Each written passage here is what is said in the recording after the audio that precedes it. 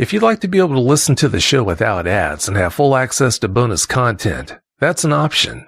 To find out how, please go to dogmanencounters.com/podcast. Hey everyone, thanks again so much for joining us for another live stream episode of the show. I really appreciate it. Hopefully everyone's New Year's off to a great start as well. I hope this year, like I said in the last show, is much better than last year was, which that wouldn't take too much doing because last year wasn't all that great for a lot of us. But anyway, moving forward, before I bring on tonight's guest, I just wanted to let you know that I'm going to air a special Saturday night live stream episode of the show tomorrow night. Going to bring Cam back on. Cam reached out to me, I guess, 2 weeks ago or so, maybe 3, to let me know about all the updates he had for me. A lot has happened since we spoke last. And yeah, he's going to come on tomorrow night to bring you all up to speed on everything that he's been through. And yeah, he's been through a lot, to say the least. So yeah, mark your calendars. Don't forget, tomorrow night, 9 p.m. Eastern time, he'll be back to do that. So like I said, thanks as always for listening. But for tonight's show, tonight's guest, Todd Tidwell, he's going to talk about some experiences he had as a kid. Most of his experiences weren't with dogmen, with a dogman, I should say. Most of them were with the Sasquatch, or with Sasquatch plural, I should say. Maybe it was a good thing that he had those Sasquatch encounters before he had his dogman encounter, but instead of putting words into his mouth, let's bring him in here and find out.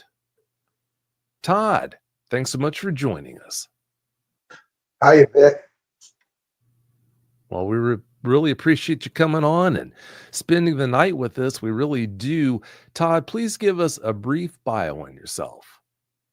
Well, I grew up in East Sacramento County, California, about 45 minutes from the Gold Country.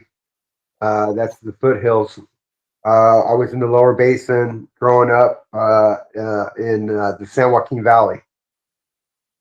I have a twin brother and 2 older sisters, and a mom and dad, and we grew up on about 13 acres. The properties adjacent to us were larger, 55 acres or more, and it was a good life. It sounds to me like it was a good life. Would you say that your cryptid encounters tainted your childhood, at least to a certain degree, or would you say that's not the case? Well, I had pretty much repressed the events that had happened until I was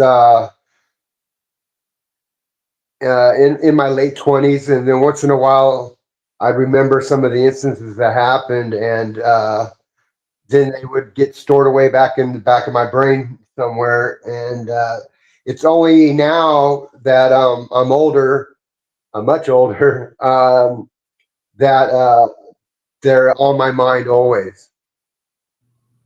Oh, I can understand why they would be. The reason why I asked you that is, for most people, when they're asked what the worst thing they had to go through and deal with as a kid was, most of them will tell you losing a parent, or for some, it was having a bike stolen or something simple like that. Of course, losing a parent's not in that category, but having a bike stolen, that's pretty lightweight compared to other things that could happen when you're a kid. But for you, if someone asked you that question, you could tell them that you were chased home in the middle of the night by a dogman in the wee hours on a lonely road. I mean, that is just something that no kid should ever have to deal with. That's horrible. It really is. So that's why I was asking if you think your encounters tainted your childhood, at least to a certain degree. Yeah, to a certain degree, I'd admit that. But I got through it, and pretty much unscathed, except for the terror that I experienced. Oh, I can only imagine the terror you experienced. I mean, whew, that is rough, especially at that age. Well, talking about your childhood, in 79, you had your first cryptid sighting, but it wasn't a dogman, it was a Sasquatch. Please tell us what happened that day. It was the late spring of 79, and I was around 10 years old, best I can remember. And my brother and I were playing ball with just a ball and bat out in the back pasture, and we had one of our friends with us. He was a couple years older, and while we're practicing baseball, we stirred up a pheasant, and my older friend was the one at bat, and he actually threw the baseball bat in the direction of the pheasant and downed it. And we were quite excited, and we were cheering and jeering pretty loudly. And all of a sudden, on our back 10 acres, something jumped up to its feet and started running down the fence line. And my brother and I were like, "What is that?" You know, we couldn't figure. At first we thought, I don't know what we thought, but we just knew we thought it was human. When we asked our older friend, "What is that?" and he replied casually, "Oh, that's a wild man." And my brother and I were like, "Wild man? What the heck's a wild man?" And I watched this thing running down the fence line, and it wasn't moving up and down like you would think a person would run. It kind of seemed like it was riding a bicycle, the fluid motion it was having, you know. And my dad showed up from work shortly after, and you could still see this wild man in the distance, about 50 acres away. And we motioned to our dad, "Dad, come here, look, it's a wild man." And my dad was trying to look off into the distance. He didn't see much.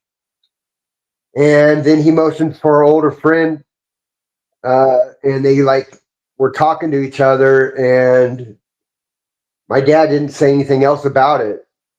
And then our attention got back to the downed pheasant that had happened about 5-10 minutes before that. Wow, Todd, that's some pretty lethal aim. If he was able to throw that bat and hit that pheasant, how close was he to it? Oh well, you know, pheasants, you can get right up on them before they'll scare, you know, and make a run for it. We'd probably been on top of it during the whole duration of our baseball game before it came to a really strange ending. Ah, I see. Okay, yeah, if he was that close, then that would definitely explain a lot. Did your dad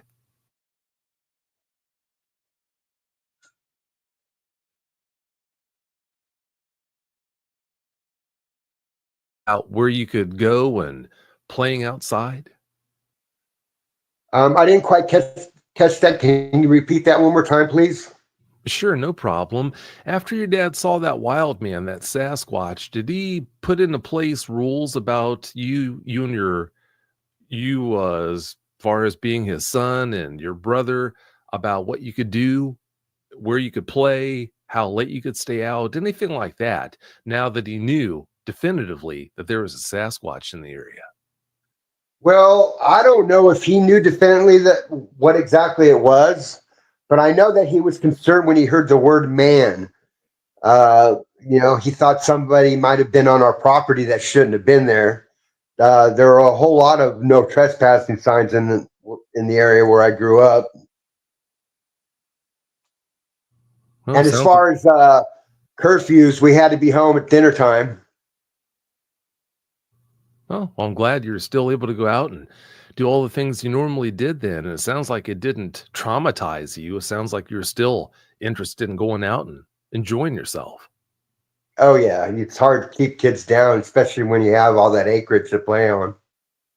Well, normally that's the case, but when most kids see a Sasquatch, then yeah, that tends to change things. I'm just glad that it didn't affect you that way. Thank goodness for that.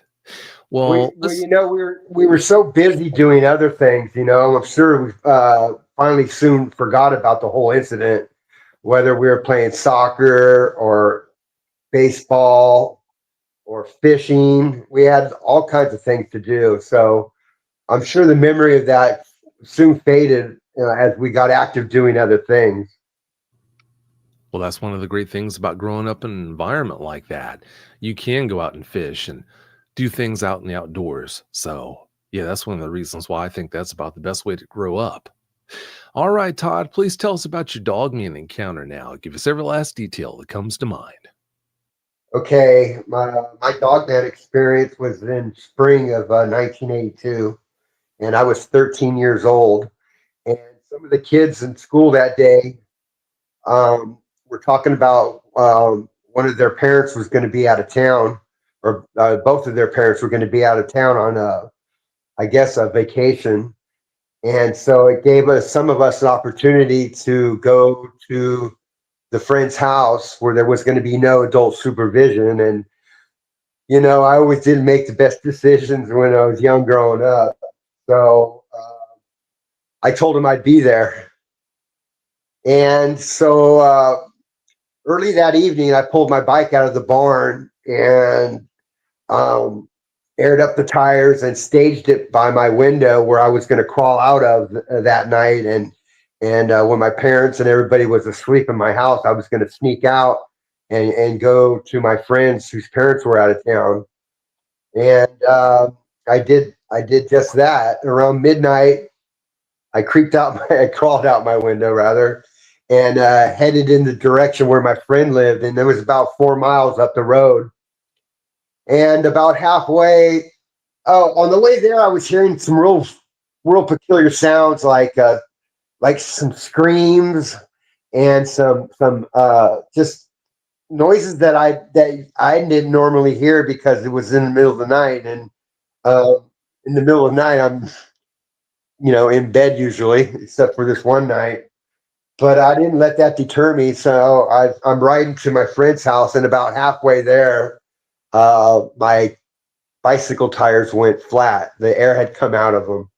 And again, that didn't deter me. And so I'm riding with flat tires the rest of the way to my friend's house. And when I finally got there, we just, we were having fun without any adult supervision. And that was kind of a kick for me, because it was the first time that I've ever done anything like that.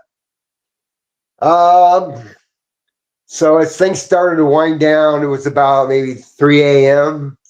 I needed to start heading home. With my bicycle tires being flat, I was going to be riding what one of the terms is called is rim riding. And that's where you're riding with no air in your tires, and then you're just pretty much basically on your rims of your bicycle. So I started heading back to my house around 3 a.m.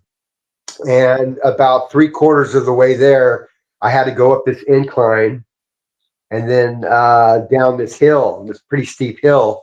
And as I was starting to descend down this hill, I noticed in the property to the left of me, there's a creek and a small bridge. It's part of the driveway of this estate. And I saw three objects standing like in a little huddle, it seemed like. And and I was making a racket too on these rims on that asphalt road. I'm sure the noise got their attention, and they at the same time, all three of these objects that were standing up looked over in my direction. And I thought, okay, I wasn't that concerned at first because I wasn't sure exactly what it was. I thought maybe it could have been maybe some farmers, because the farmers in our area wake up pretty early, especially the dairy farmers. And then as I started to descend down the hill even more, two of the objects ran in the direction I was riding my bike, and then one stayed there, stationary, but focused at me, intentively.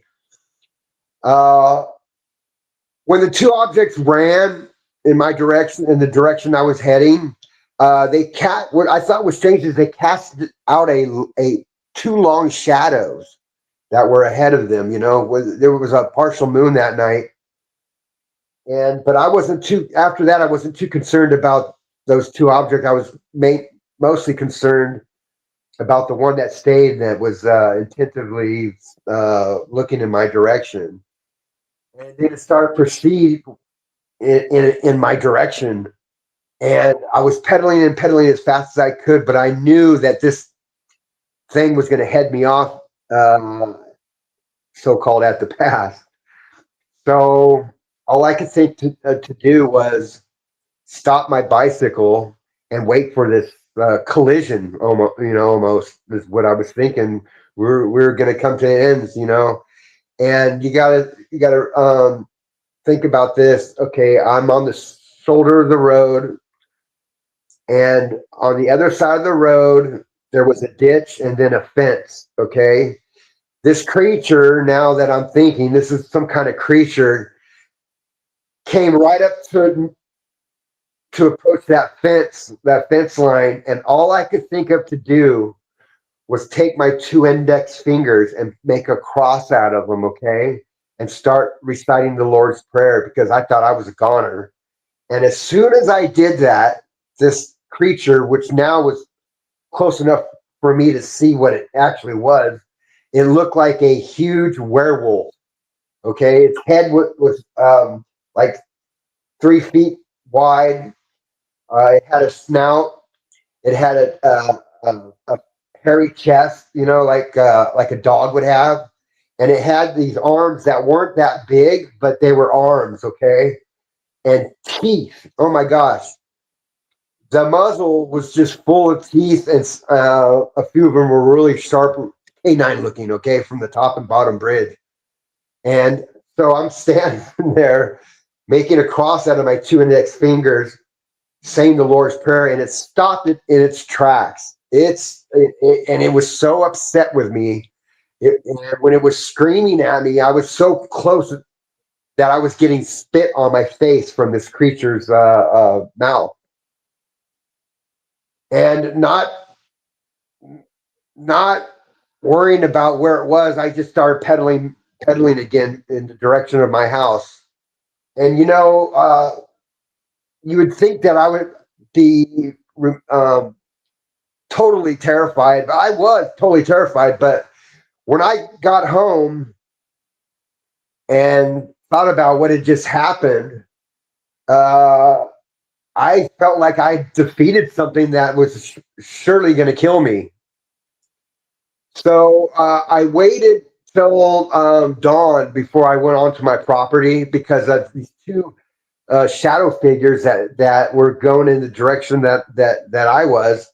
And I saw these two shadow figures go into my backyard. That's why I waited till dawn before I proceeded onto my property.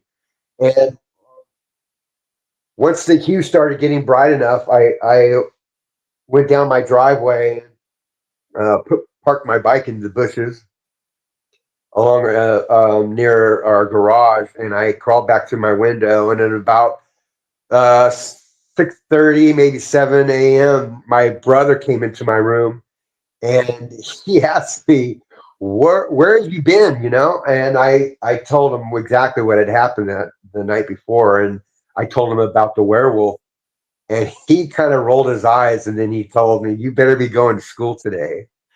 And I told him, look, after what had happened to me last night and me being up all night, there's no way I'm going to school today. And I wouldn't call it a luxury, but my parents would leave for work before I would go and catch the bus. So I knew that, and that's how I decided how I wasn't going to go to school that day. And that was my dogmatic experience. But I did feel like I had somehow defeated this thing, with my religious beliefs at the time. And that's my dogman experience. Considering how it responded when you rebuked it, I should say, do you think that means that it was definitely a demonic entity or something else?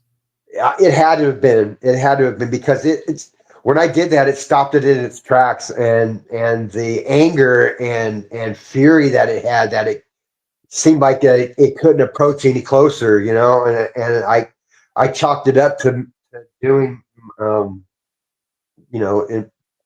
believing in my beliefs and religion that got me through it. Were there any other points in that experience where it was close enough to grab you, but didn't before you? No, because I was about maybe 15 feet from where it was. It couldn't. It wasn't. The arms weren't long enough to reach out and grab me.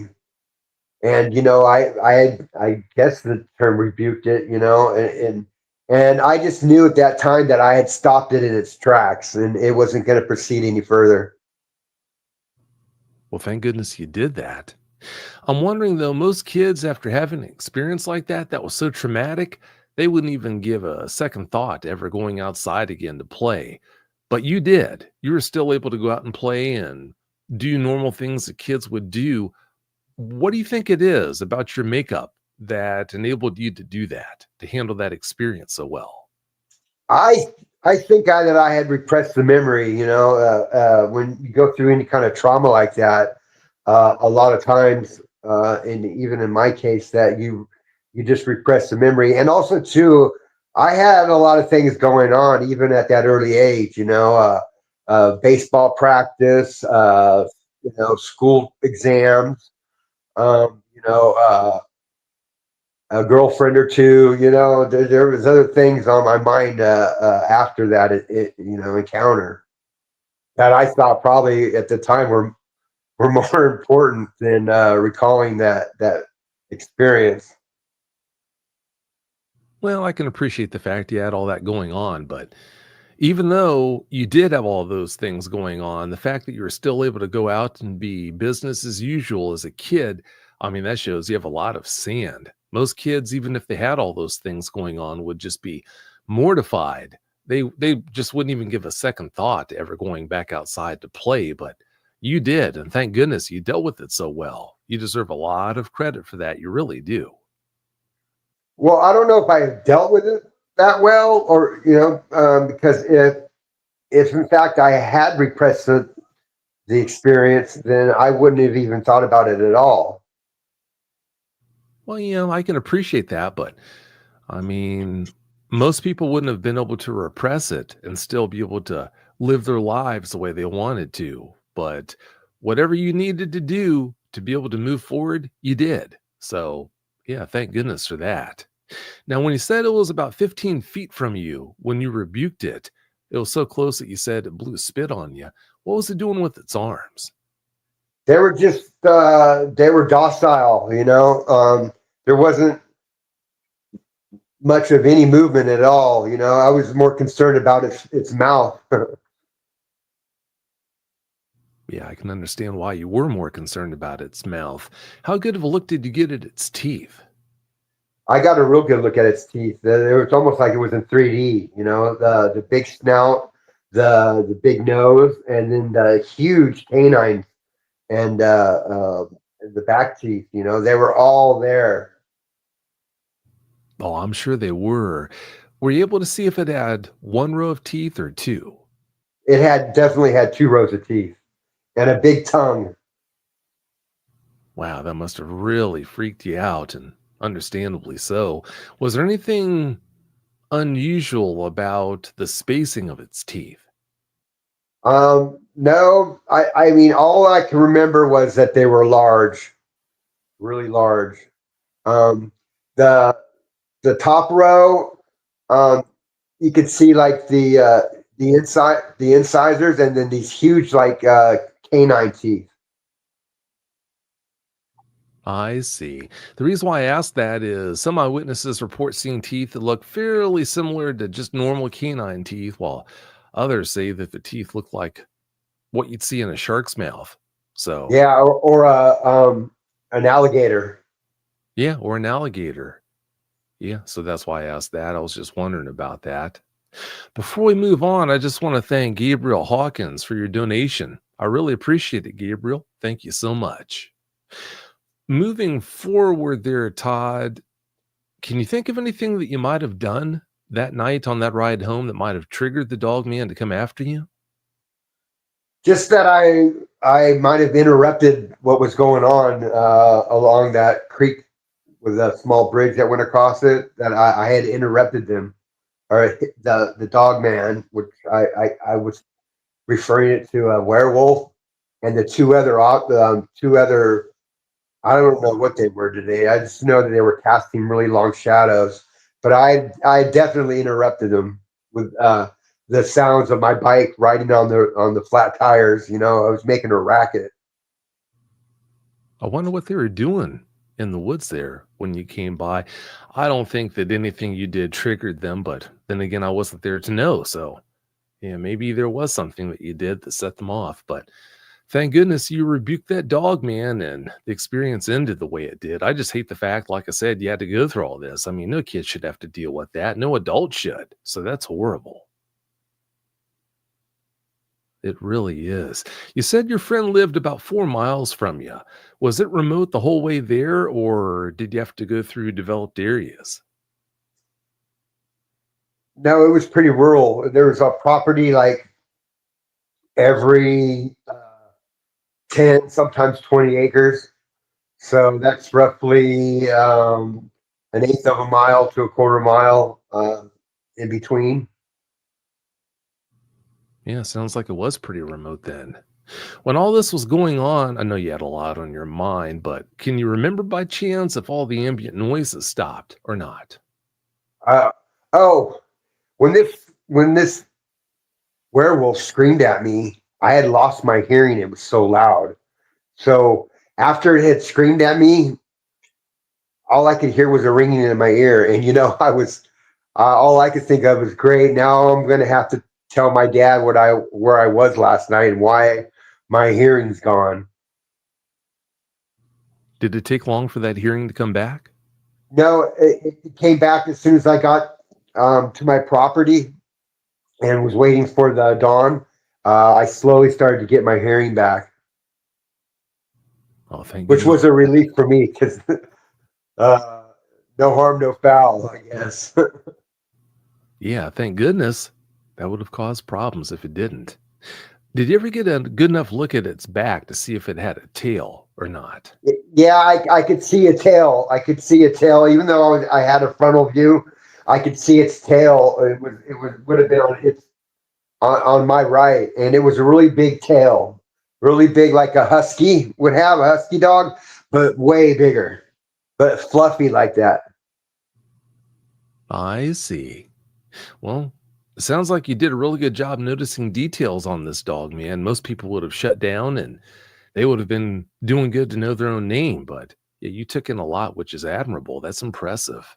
How about its claws? What kind of claws did it have? It had huge dog hands with big nails, like claws, but the arms weren't very long at all, From the way you and they described it. didn't. Oh, I'm The sorry. Please arms didn't continue. extend it forward much. From the way you described the claws, did they have any hooks to them, kind of like a black bear's claws, where it looked like they were made for climbing trees, or were they straighter? They they were curved. They had some curve to them, and it even had like the dew claw, which would be like if I were to take my hands and put them out, they would be the claws would be like where my thumbs are. So not only on the back legs, but on its arms as well, on its hands, it had dew claws. Yes. I see. Okay, that makes sense. For everyone listening in the live chat, if you'd like to start typing out your questions for Todd, please be sure to type them in all caps so I don't miss them. Before I get to those, though, we've got a little bit further to go with the questions. Moving on, Todd, in our conversations behind the scenes, you basically, the first time we spoke, you gave me the impression that the Sasquatch experience I'm going to ask you to tell us about next just might have been more traumatizing to you than what the Dogman encounter was. Is that accurate? Which one was more frightening for you? Uh, the Sasquatch sighting, the Bigfoot. Wow, yeah. I can understand why when you talked about how it actually affected you and what you did right after you had it. Well, let's get to that one now. Please tell us all the details about it. Okay, this would be in the summer of 1983, and I was 14 years old. And I had gone to the river that day.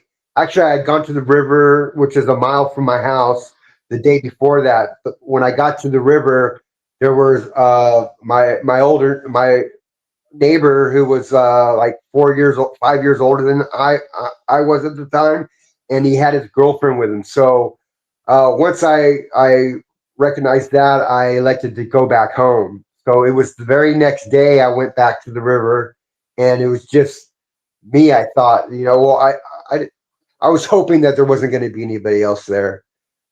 As I approached the river, there was this mobile home about 50 yards from where I entered the river, and it was used as like the caretaker of the property was living there, and they were an older couple. But this time I was down there, it was a newer trailer, and the old couple that lived in the trailer before that were gone, and there was a little kid playing with like his little Tonka trucks out in front, and he saw that I had my towel and I was in my swim trunks, and he he said to me, "You can't go down there. There's monsters down there." And I kind of chuckled. I know I did chuckle, and I went, "Monsters, huh?" And then that's when his mother opened the door to the trailer and motioned him inside. And I looked over at his mom. I said, "Monsters, huh?" And I was just being jokingly about it. So I proceeded down the 50 yards down to the entrance where I get into the river, and I started walking upstream. Well, I got about maybe 20 yards upstream, and on the opposite side of the river where the levee is, some rocks started getting thrown at me, and they were being arced over the levee in my direction, and I actually got hit by one of them. One of the rocks that I got hit with was about the size of a silver dollar, and it hit me in the back. So I automatically thought that day there were some of my friends that had beaten me to the river that day and were trying to push me out. You know how sometimes kids are cruel, and so not wanting to get hit by another rock, I just turned to my right and went up the riverbank onto the levee road, which was a 2-track road. And I was pretty upset at the time, thinking, "Wow, I thought I had better friends than that." And so I started walking in the direction of that mobile home. And then I turned around and said, "You know what? I'm not going to let these guys do this to me." So I turned around and started heading right where I got out of the river. And as I did that, something came up from the riverbank that terrified me. It it had a large head and big black marble eyes. I don't remember seeing the ears, but the head was kind of square. It wasn't conical, and it had some hair on it. Okay, kind of like a head of cabbage that was flattened down. That's the only way I could explain it. And what terrified me the most was the skin color, because at that time I had watched the movie The Exorcist, and the actress name in that movie, her name was Raven. And when she was possessed, she had this color of the skin that resembled what I was looking at. And every line on this creature's face, whether it be the two laugh lines on either side of its mouth, and all the lines that were on its forehead were a bright red. Okay, its nose was pug, kind of like a pig snout, but not as big. Okay, not like the size of a pig snout, but it was pugged. Okay, and its mouth it went almost from it just went from one side of the face to the other, like it was like a trap jaw. Really big teeth, and there were some uh, uh, canine type teeth that were sharpened, like sharp, both on the upper and lower bridge, and the chest was really big. And I only saw this thing from the upper torso up, and the width of the shoulders were really wide, way wider than mine. Um, I don't know. I couldn't determine if this thing was that old or that young. Okay. All I knew is that I thought it was some kind of demon. Okay. And I was so taken back by this thing that I started backpedaling backwards and I fell. And because I was still wet from getting out of the river, I fell into the 2-track road, which was mostly silt. There was some sand, but mostly silt. And I had this all over my wet body. When I got up and turned to run, my legs felt like they were about 200 pounds each. They wouldn't move. And so taking my right and left hand on my right leg, I picking my leg up to get it to move, move forward. And finally, I got movement in my legs, and I started running to that mobile home that wasn't very far away. And I was banging on this trailer as hard as I could, and my mouth was so dry, I could barely get any words out. And I was yelling, please help me, let me in, please help me. And you know what? I wasn't going to get any help because that lady wasn't going to open her door for me. Now, that kid that said you can't go down there, there's monsters down there. Well, he wasn't lying. They must have known something that I didn't, obviously. So I knew that I wasn't going to get any help from them. So I started down the dirt road that I came up on from my street, from the asphalt. And when I almost got to the asphalt, I noticed that the irrigation ditches were full, and they're like 3-foot irrigation ditches. So the only thing that was in between me and the irrigation ditch was a barbed wire fence. So I went in between the barbed wires and got into the irrigation ditch because by now the silt had started drying on me like stucco. So I was just trying to get this this dried silt off me as fast as I could. And then I don't know what got my attention, but I looked towards the levee of the river again, and I saw this huge silhouette. I didn't see much detail, but all I could see was this big, huge head, these huge these shoulders that were like about 4 feet wide, big arms, big muscles, a big barrel chest, and from the upper torso where the chest is went down to the waist like a tapered, and then these 2 huge legs that looked like they were tree trunks. And in my mind, this is what I heard. I heard, you better get out of here right now before you can't. Okay, and it wasn't my voice that was saying this. This was something that wasn't my voice that I was hearing. And so, not being able to get all this dried silt off me, I got up and went in between the barbed wires again and back onto the dirt road, which was about 15 yards from the asphalt. And I had put my arms out and my hands up, and it said, okay. I said, okay, I'm leaving. And terrified, right? Terrified.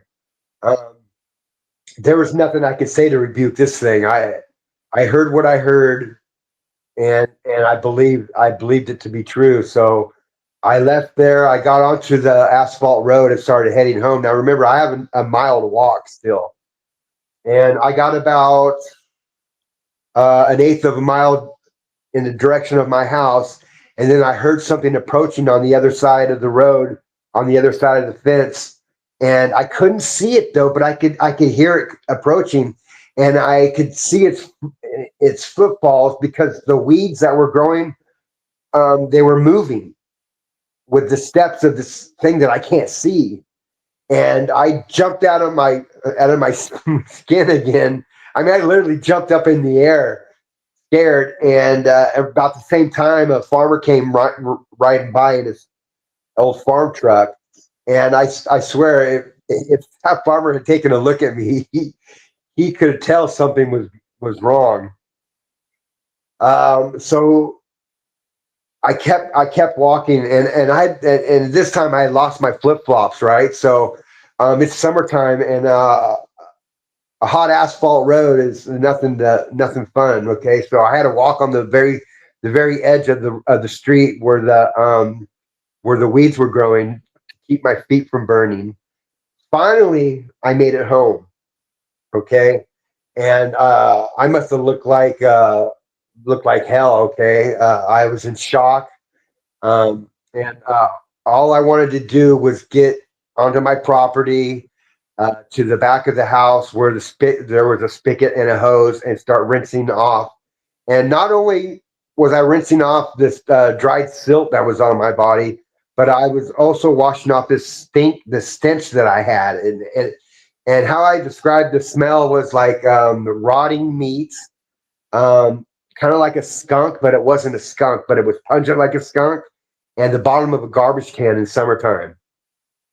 And so I rinsed off, and then now I'm left with my swim trunks, which stunk. I'm sure they stunk too, because I went into the barn and I had stripped down and I had shoved my clothes in between a couple of bales of hay that we had left over from the season before. And then because I didn't want my dad to know that I was at the river. So I hid my swim trunks, and then I went and rinsed off one more time uh, with the spigot, and then I went to the house, and then and I washed up in the shower, and I like rinsed, lathered, rinse, and repeat like twice, okay, because I didn't want any signs of anything that I had to explain to my dad when he got home from work. I went into my bedroom and I just waited, okay, and still in shock, I'm sure. When he came home, he came into my bedroom and to ask me how my day was, and I broke down. And so he sat at the edge of my bed with me, and then I proceeded to explain to him that I was at the river and that I knew I wasn't supposed to be down there. Um, and the reason why I wasn't supposed to be down there is because he had given us instructions before, because I had gotten cut down there on some barbed wire and I had to get stitched up. So if that was the reason why he told us never to go back down to the river, maybe he did know about something that was going on, not only on our property, but I just have a feeling my dad knew about these things, especially since we told him about the wild man. And if he believed that to be true, maybe that's one of the reasons why he didn't want us going back down to the river again. So I'm sure he could still tell that I was in shock. And you know what? He didn't scold me. I didn't get in any kind of trouble. He just told me to rest, rest up. Okay. He could tell that I've been through it. Okay. I've been through it. And, I never heard anything else about that. But the very next day, it was a couple hours before lunchtime, so I'd say around 10 o'clock in the morning, I'm in the garage, and our garage door faces our street. Um, I saw two what looked like government vehicles go down our street. One of them, to describe the vehicles, and I don't know if they were Bureau of Land Management, but they were newer trucks, and they were step side, and they looked like forestry trucks, but they weren't painted like forestry trucks. And I say they looked like forestry trucks because they were four-wheel drive, and they had the skinny tires. And they had these camper shells that had a door in the back where the tailgate would be, and they were painted this bluish gray color. And there was two of them, one parked over there next to my property, and the other one kept going straight down the road, down towards the river. And I just thought that looks real peculiar. Those must be government trucks. And um, my dad's employment, at one time, my dad held credentials with local law enforcement. He went to the FBI Academy.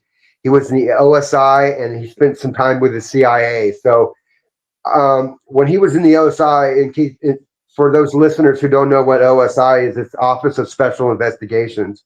Now, I don't know if a Bigfoot sighting uh, constitute constitutes a Office of Special Investigations team to come out, but for some reason, I believe that my dad might have contacted some of his colleagues, and they went to go investigate what had happened to me the day before.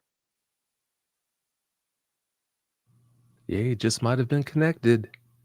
From what I understand, he did something after that day that made it so you hopefully wouldn't have any more experiences like that? Please expand on that for us. The following early summer, or it might have been the early fall of that same year, we had a built-in swimming pool put in, and that so there would be no reason at all that I would have to go back to the river to cool off. We had our own pool now. Yeah, he knew what he was doing. Yeah, that'd work with me too. I'd spend the whole summer there right by the pool. So, I did. yeah, I can't say I blame you there. That was a good move. And what in the world's going on with that dead looking Sasquatch? I mean, I can understand a lot of adaptations they might have, but having greenish looking skin, bluish greenish looking skin like you'd see on a corpse, that's really hard to understand and wrap your mind around. I can't see the advantage to having skin that looks I just like that. I just wonder why it looked that way. That's so weird. Oh, I don't think I've ever heard of an encounter with that color skin. Usually, I've heard that they're like black. They look black or mostly black. Yeah, normally that's how it is, but not with that one that you saw. Maybe something was wrong with it. It's just hard to know. All we can do is guess on that. Well, let's get to some of the questions from the live chat here. The first one is a general question from Christiane. She wants to know if dogmen have rabies. Well, that's something we can only guess at. Mammals can get rabies, but are dogmen just run-of-the-mill mammals? I mean, there are a lot of things that point soundly towards them not being just typical flesh and blood creatures that are out there trying to scratch out a living. There is a lot of evidence that points towards them possibly having demonic ties. We don't know that for sure, but if that's the case, I don't think that rabies is even a consideration for them. This next question is from Gabriel Hawkins, and Gabe wants to know, Vic, whatever happened to the guest who was in a coma? You know what? That really is a sad situation there. That's the eyewitness I was telling you guys about maybe 4 or 5 months ago, I think it was, where what that guy went through as a kid. He had a dog man come up and do something horrible to him. I don't want to go into the details in case he does pull out of his condition, his illness. I'm not sure if he's even alive now. The last time I checked in on him, his mother responded to my text and let me know that he was still in the coma, a medically induced coma, I believe it was. I thought about reaching out again, but I was kind of afraid to, because what if she lost him, lost her son, and then here's this stranger asking questions. I was hoping he would have recovered from it, but I really don't know for that reason. I can't tell you. The next question is from Michigan Meat Eater. And his question is, how close do you live to this area now? And have you had any other strange experiences or noises as an adult? Since then, I moved to Southern California. My parents sold a ranch, and I haven't heard any strange noises like that. Now I live in the city limits of San Diego. Well, thank goodness you haven't had any other experiences. Hope it stays that way. Carlito's Way 93cc wants to know, what color eyes did it have? It had big black marble looking eyes. Were they kind of like a shark's, or did you see some whites Yes, around like them? a shark. That's a good way to explain it. Okay, I see. The next one on deck is from Ann Consul, and Ann wants to know, Todd, are you an identical twin or fraternal? I'm a fraternal. We're called mirror twins. I'm right-handed, and my twin is left-handed. It's like looking into a mirror. Wow, I never heard of that before. Well, that's interesting. And speaking of your twin, I need to see if I can get a hold of him. That'd be a great way to get some dirt on you, to get some good stories, wouldn't it? No, I wouldn't do that to you for all you know. Let's see. The next question is from Andres Carrizales, and Andres wants to know, did anything seem off before or after the encounter? Before the Dogman encounter, I was while I was pedaling to my friend's house, I was hearing sounds along the riverbank, because where the encounter took place, the river was about it was about maybe half a mile from the street that I was on, and I was hearing some really strange sounds. But I was just I was had a one track mind to get to my friend's house where there was no adult supervision. You know, I wasn't gonna let these really strange noises sidetrack me. Wow, you were a tough kid. That's for sure. Yeah, that would have derailed a lot of kids. No doubt about that. This next question is from D Truth, and D wants to know, hello, Vic and Todd. Any idea on the height and weight of the dog man? Also, did you smell anything?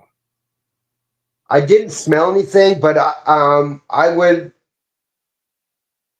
think it was about the height probably could have been like close to 7 feet, and the weight I would guess at I don't know close to 200 pounds. Wow, if it was 7 feet tall and only 200 pounds, it must have been a stick figure almost. No, it wasn't. It wasn't that. It wasn't that thin. Though, you know, it had a bunch of fur or hair. It reminded me of a huge German Shepherd, but more wolf-like, more uh, werewolf-like. Yeah, sounds like it. Sounds like a good description. Bang Bang wants to know if it had 5 fingers like a human hand, and you addressed that. You said that it had dew claws. So if it had It, dew claws, did it have any kind of a protruding thumb on the side of its wrist or hand, or was it just a claw? they look like huge paws, and I was explaining the dew claw as if we had our hands out and thumbs. That's what I was describing its dew claw as. Oh, I see. Okay. Sounds like it has some pretty funky looking paws or hands. The next one up is from Project Skyfalls, and they want to know what color was the dog man? Since it was night, all I could see was a dark colored coat.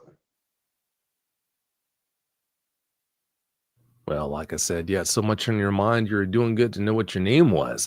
You handled it a lot better than most people would have, but it's natural that you'd still be affected by it. Who wouldn't be? So it's understandable there. The next question is from Fred Caserta, and Fred wants to know what color were the eyes? You told us they were black, but he also wants to know what did the pupils of the dog man look like? I don't remember seeing any pupils. Some eyewitnesses report noticing them, a lot of eyewitnesses don't. So that doesn't make any different from a lot of other eyewitnesses. This next question is from Nadine Smith. And Nadine, hey Nadine, she wants to know what color were the eyes of the dog man? You said that those were black, but the second part of her question you didn't answer. She wants to know, did they seem intelligent, like they were assessing you? Yes, I did believe that, because um, when I was approaching it, it was really upset. It seemed like it was really upset, really pissed off, and so it started running towards me, and there was some kind of intelligence there that it was out to get me. Wow, I can only imagine all the things that are going through your mind at the time. Like I said, I'm going to beat a dead horse here. You deserve so much credit for holding this together, holding everything together so well, because most people have just fallen to pieces. Audacious Amber wants to know, did the dog man or did the dog men visit you in dreams, or do you feel like you had any type of mental or telepathic connection with it? Thank you. I've never had any dreams of this terrifying experience, and um, I don't know if there was a connection. I mean, the only connection that I could think of is that I was at the wrong place at the wrong time. Yeah, that's how most of these encounters are. Some people think that they did something that called the encounters down upon them, and that's why they had them. But in most cases, that's what it boils down to, just being in the wrong place at the wrong time. And it's no more complicated than that. The next one is from Ann Consul, and Ann wants to know, Todd, did the Dogman mind speak with you?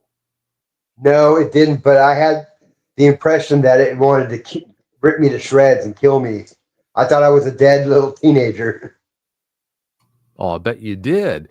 But then again, that's an MO for most dogmen. They want you to think that that's what they're out to do, to rip you apart. But surprise, surprise, most eyewitnesses get away. The overwhelming majority of eyewitnesses walk away without a scratch because in most cases, these guys are just looking to torment you and not actually rip you to pieces.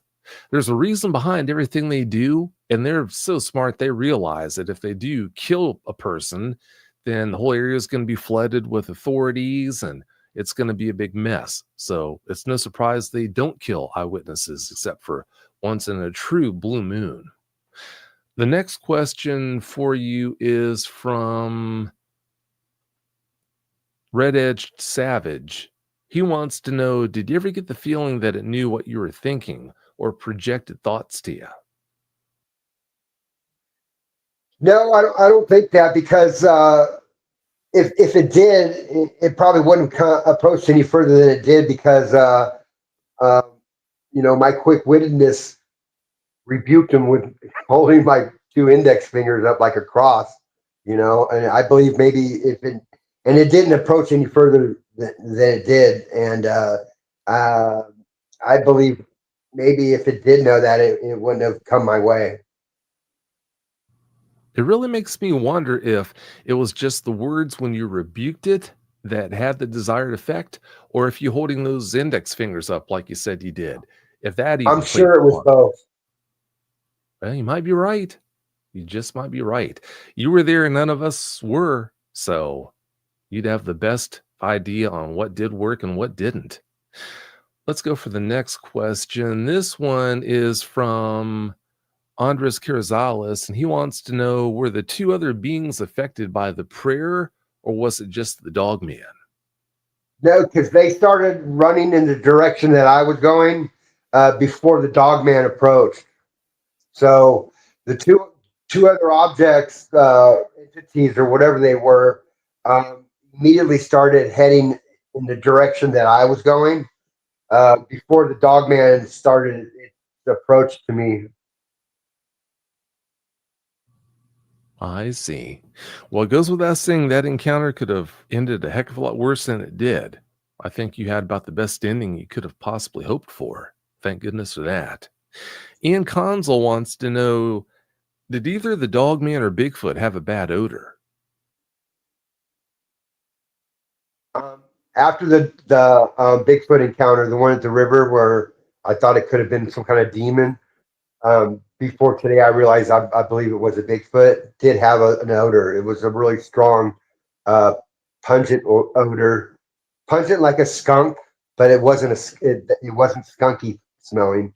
It was like I said, like rotten meat and bottom of a garbage can in the summertime. If anybody knows what that smells like. You told us about how after you got back, you hid those clothes because of them smelling so bad. They probably stink to this day. When they want to put that stink out, they're masterful I at it. don't think so, but yeah, they smelled for a while. I'm sure they did. I don't doubt that at all. This next question is from Summer Rain 07, and Summer wants to know, Todd, is this the first time you're sharing your Dogman / Bigfoot encounter? And did any of your friends or family ever share any encounters with you if they've had any? We believe you. Thank you. Oh, thank you.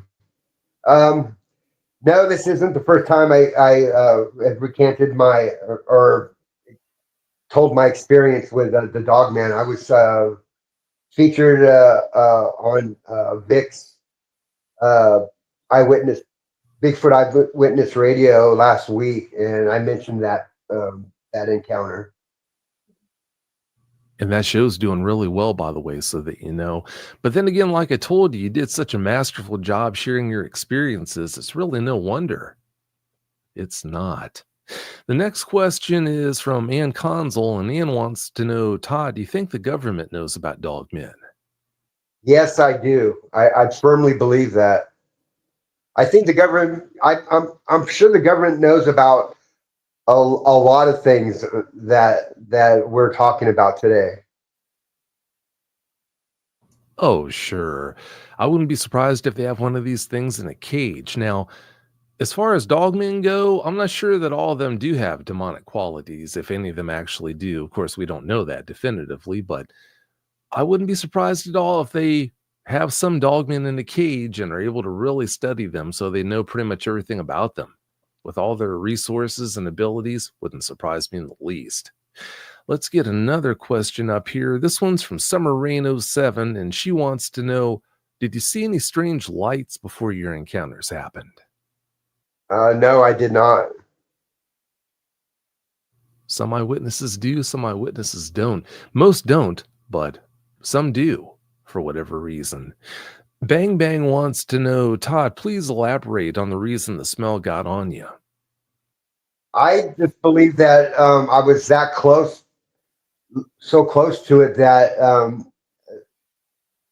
the smell had permeated around me. You know, I was that close.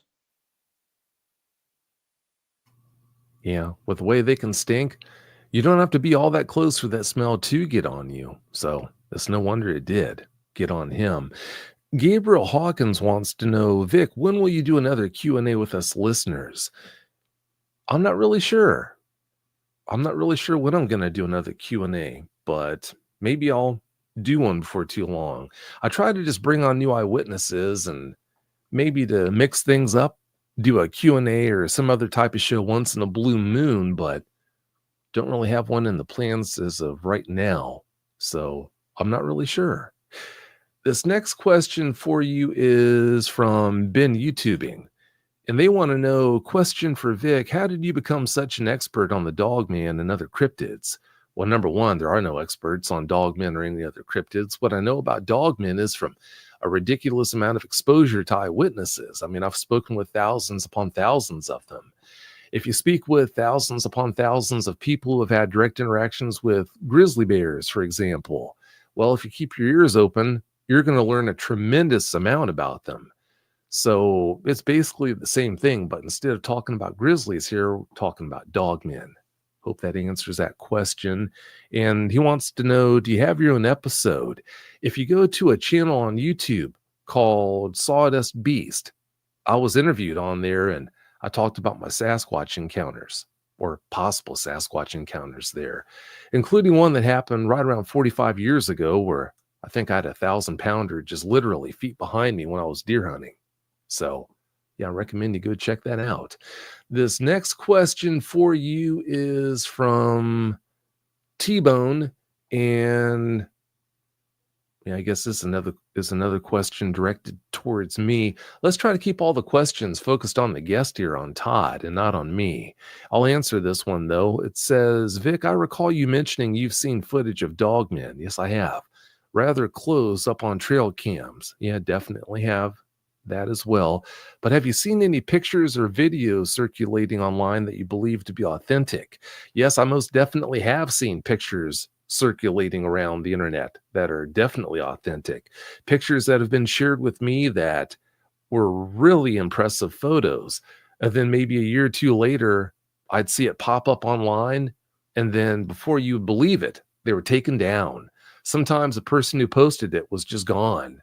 I don't know if they caught any blowback for posting that picture, but like I've said countless times, if you make the mistake of going public with any evidence about these things that's too good, there's definite blowback. The government does not want that. So I plan on doing what I do for a long time, helping the eyewitnesses. If I didn't know better and if I made the mistake of putting evidence out there for public consumption that was above a certain level of quality, then I wouldn't be allowed to help the eyewitnesses. I'd disappear as well.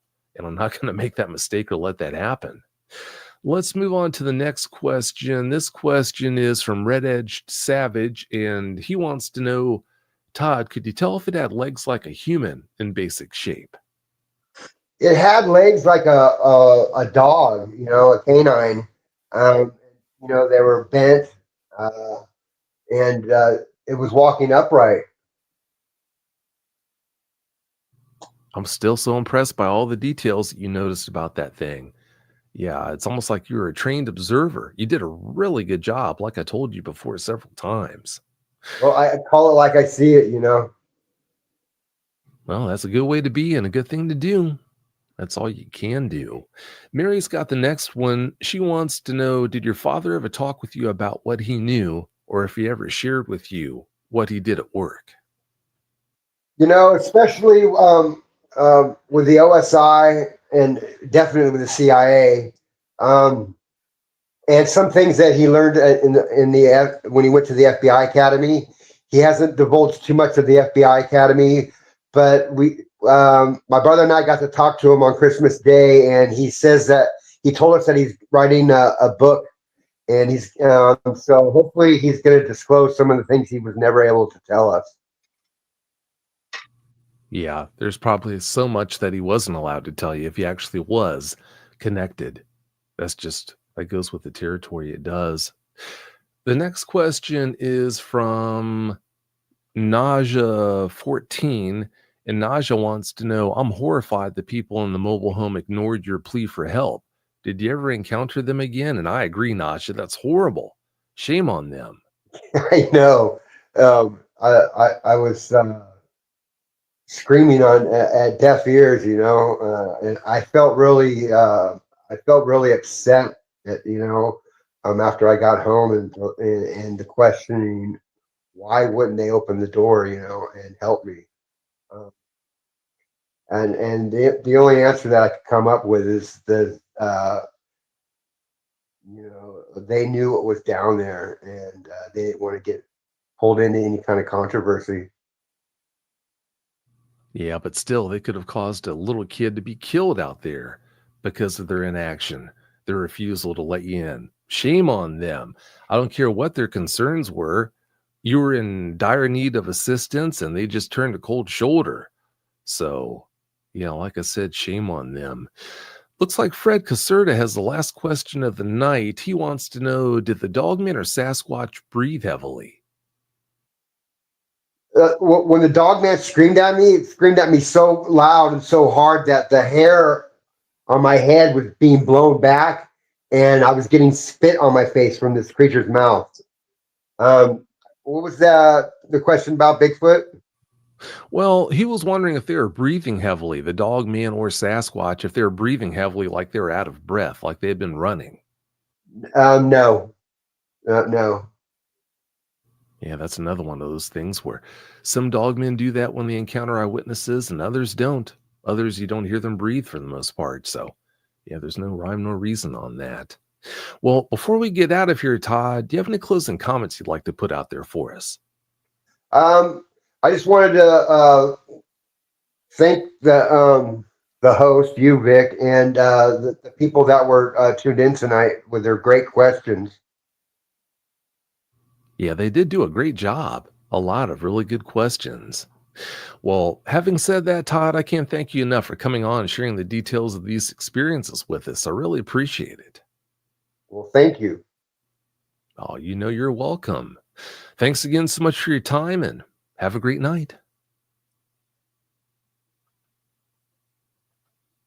All right, everybody, before we get out of here, just a couple of things. Don't forget tomorrow night, special live stream episode of the show where Cam's going to come back on and bring all of us up to speed on all these crazy things that have been happening. And the second part is, if you've had a dogman encounter of your own and would like to come on the show and share it with the listeners, or maybe you don't have an interest in coming on the show, maybe you just need help dealing with it, coming to terms with it. In either case, please go to dogmanencounters.com, submit a report. And if you do that, then I'll be more than happy to schedule a phone consultation with you so we can find out what's ailing you and get you back to good. And by the way, too, if you've had a Sasquatch sighting, and would like to be a guest on my Bigfoot sighting, My Bigfoot Sighting podcast that I produce also in addition to Dogman Encounters here, please go to mybigfootsighting.com, submit a guest request, and I'll reach out to you to get that set up. So, having said all that, thanks again so much for listening, everyone, and have a great night.